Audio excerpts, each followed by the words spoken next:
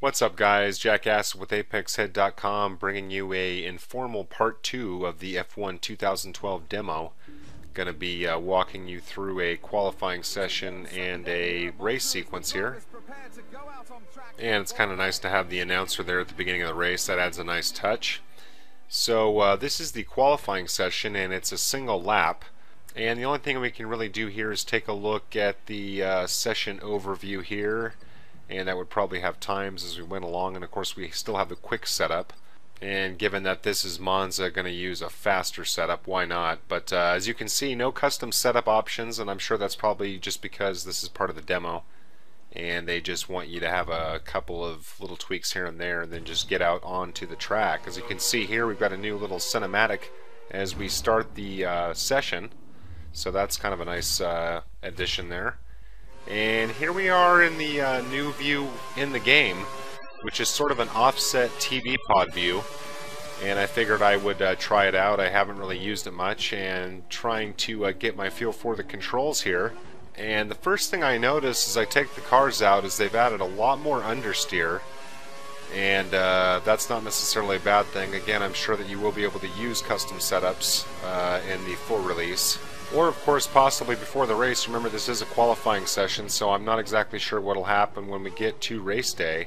And there might be some opportunities to tweak the setup then. But going to have to stick with what we can for now.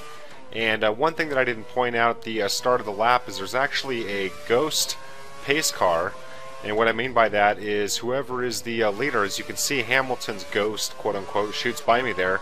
That is the pace for pole position. So now I was having a very good lap, and then I took that corner too slow, and now I see that I'm that far behind the leader to qualify. So going to try and make up as much ground as I can here along the straight, activating DRS and using the KERS. And definitely some new engine noises for the game. The engines sound distinctly different, so that's unique. And slowing down here, very tricky. I'm not used to this view at all, so this is kind of a learning on the fly type thing, but you can see that I'm going to finish pretty close to Hamilton, but of course not good enough for pole position. And looking at this here, we qualified 6th. So, and you can see down here, wasn't pointed out that Sergio Perez is my rival.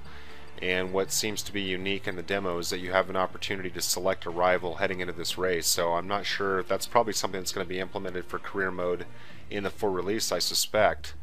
So let's have a look and see what our objective here is for the race. And once in a while you get an announcer for this part, but this wasn't my first time playing it, so maybe that's what wiped out the audio. And you could see there that my objective was to beat my rival Sergio Perez. And again, I selected Sergio Perez just kind of randomly before the start of this race, and we'll have to wait and see how that's implemented. So this is the new user interface apparently from your car monitor view, and all this looks pretty familiar. And here's our setup. The car setup screen allows you to fine-tune your and let's see what options we have in here as the engineer gives us a rundown and see if we're able to modify it. Let's take a look at the aerodynamics, and no, not able to change anything. So, but at least it's there. We know it's there, so that's fine. And no real reason to change our tires given this is a 5-lap race, no pit stop required. And we are ready to get out on track and check out race conditions. And one more thing that I've noticed right away is that the menus are a lot quicker, and all of your autosaves take place while you're still able to be out of the menu and get back to what you were doing, so you don't have to wait for the autosaves. The loading seems to be quicker. It just seems leaner and faster, which is a good thing. Hopefully that'll carry over into the full release. Just checking out the new engineer dialogue there, and again he mentions Sergio Perez, and that is my objective, to beat him. And don't remember where he was qualified, but I'm up in P6 now, losing some speed to Raikkonen in the Lotus on the outside, heading down into turn 1 and deaccelerate. Don't want to cause any problems here. Hit the back of Vettel, but handle it mostly okay. And now he's into the sand, and now we're 3 cars wide, activating my KERS, trying to get up into P3 and see if we can settle in behind Hamilton, who's very, very slow through here. And, you know, now that I think about it, there was no actual opportunity to change a difficulty, so I wonder what the AI by default is. We make contact with Alonso heading into the tight chicane, and able to maintain P2 for now. The assists I didn't really mention. This is basically with no assists with the exception of traction control, so we're in manual gears and no ABS, none of that stuff. But we are using full traction control. I will turn that down just to test it and see if it's any easier for me than 2011.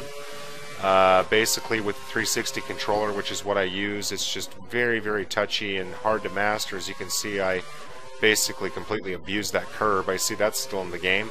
And as you can see, losing pace to Alonso here on the long back straight. And gonna check out my D-pad options. I actually was trying to check out the brake settings, which is new to the game, not the tires.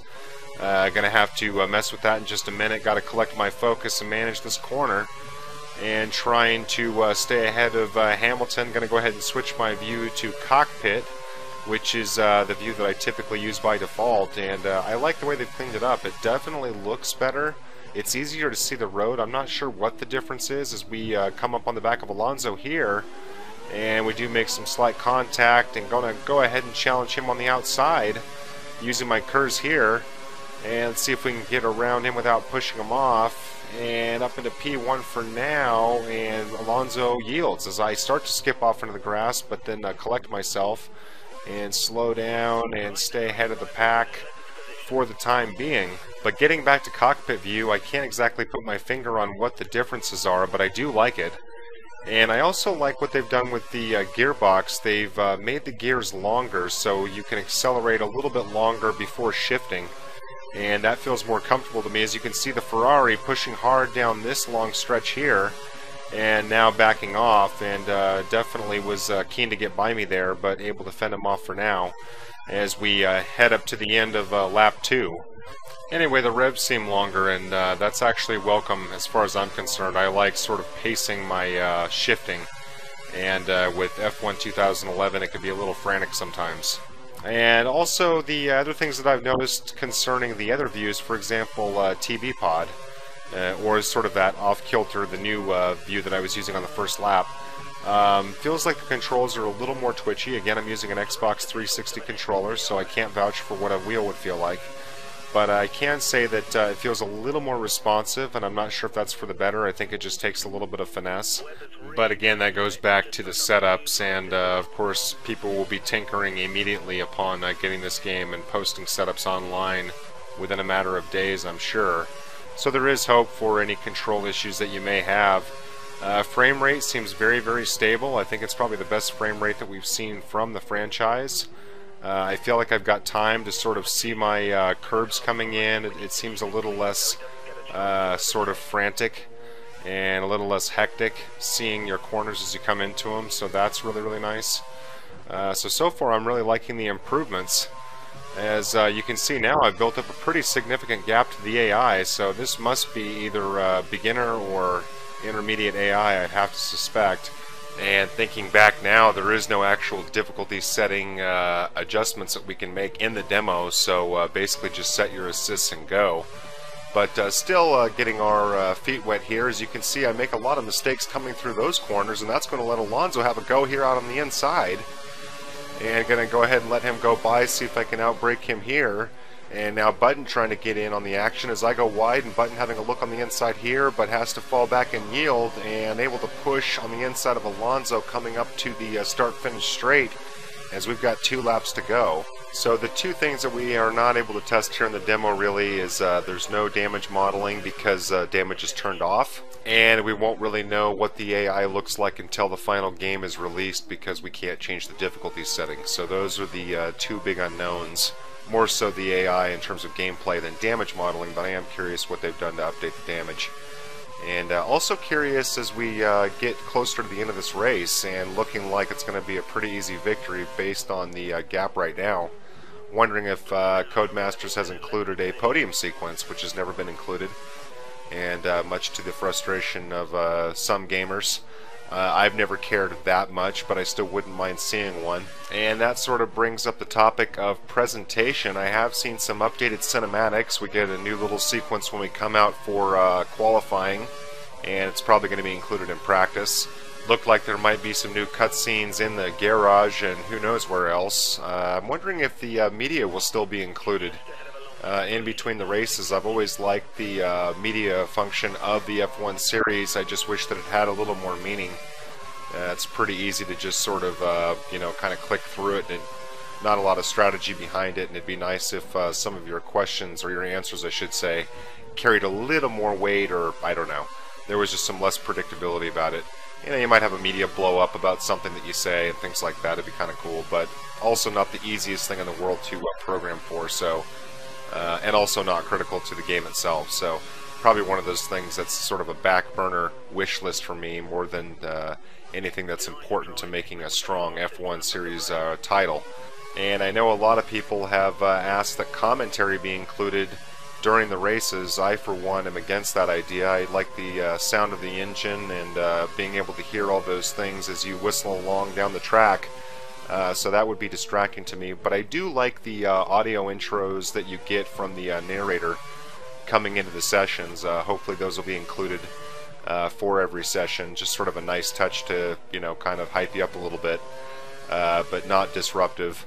And I think the commentary would probably get stale and would be difficult to keep fresh as the race went on.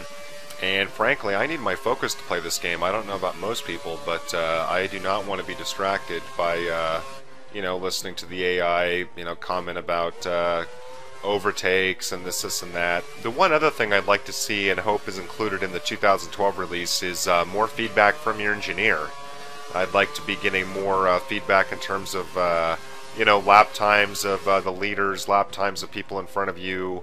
I have heard that he's giving you updates on position of your rival as you come around each lap. So, you know, lap times, position, things like that, that would be very nice if it was included more abundantly. So there we have it.